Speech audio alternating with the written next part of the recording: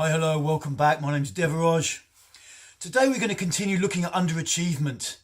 This is the third episode in the series, and I want to look this week at some of the areas of the body that are classically associated where there's a lot of tension in underachievers, and then look at some basic exercises we can do to start to change that.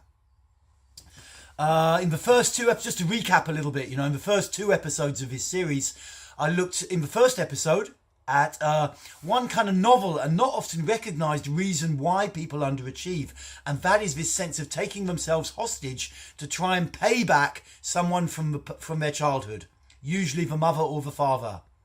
Refusing to grow up and be the most amazing being they can be as a form of payback, rather like saying, fuck you, Dad, I'm not happy with how you were in my childhood, so right now I'm going to pay you back by being a hopeless, contracted being who never really gets their shit together.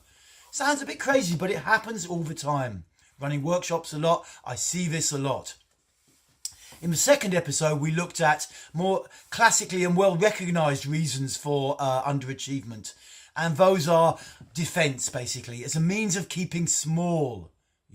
Maybe in the childhood there was a lot of aggression or anger around or whatever, a lot of judgment, negative judgments, and you learn to keep your head down rather, physically or psychologically, never really take a risk, never really come out. And of course, developing yourself and really being the most amazing being you can be involves taking a lot of risks, being willing to get a lot of shit wrong, being willing to face criticism from people, and to keep on moving.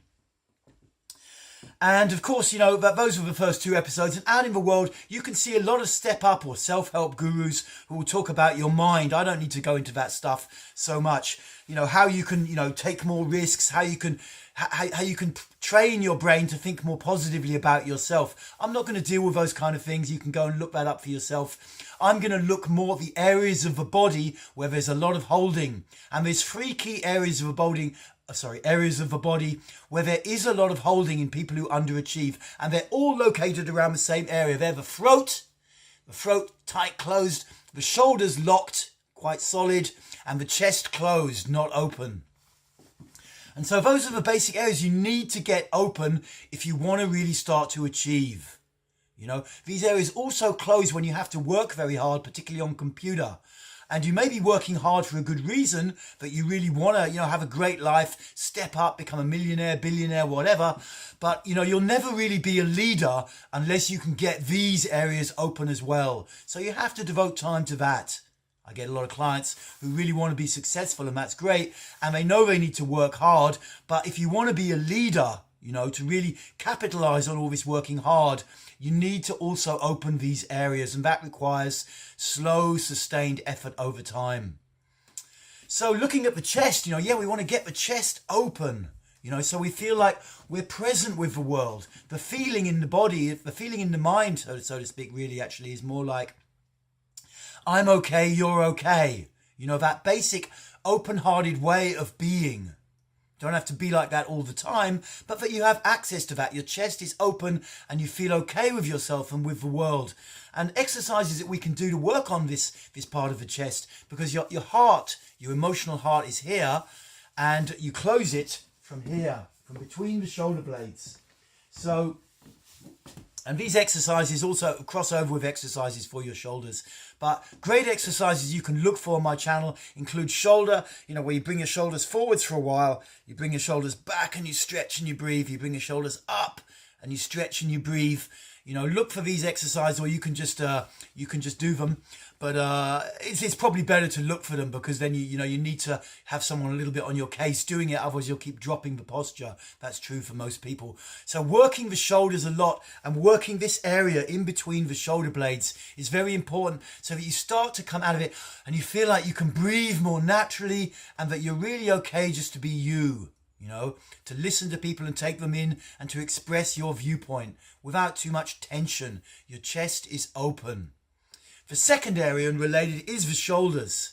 Often when metaphorically or psychologically we've kept our head down, to avoid trouble and drama, that's also caused a compression in these muscles around the neck, particularly the trapezoids and other lower muscles around the neck here.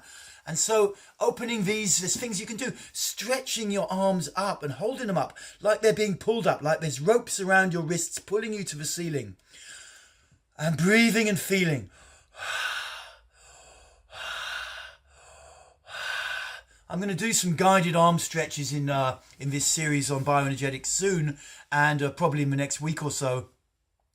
But these exercises start to really, they can be agonizingly painful at first because there's so much tension in the muscles. But if you stick with them and you keep doing them, then you will get change. These muscles will start to release the holding.